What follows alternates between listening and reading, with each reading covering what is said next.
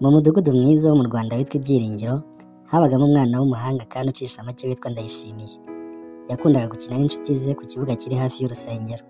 Umunsi umwe, mwarimu wabo wo mu ishuri ryo ku Cyumweru yarabajije ati: "Muzi impamvu Imana yadukunze cyane?" Abana baraceceka, bararebana, babura igisubizo.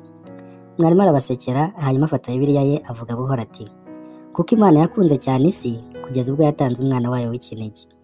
Ndayishimiye yumva ayo magambo amukoze ku mutima, aribaza ati: "Tugomba kuba dufite agaciro gakomeye cyane kugira ngo Imana iduhe umwana wayo."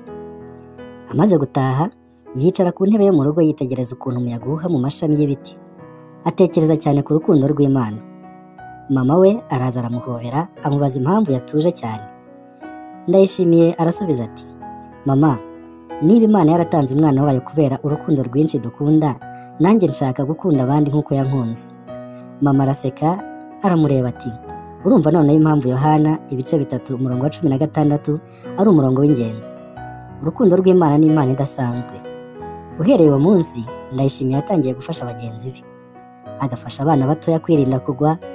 Yafashije kandi umwana amuha umukandara mushya wo kwambara ku ishuri. Kandi buri gihe yarababwiraga ati: "Imana iragukunda cyane."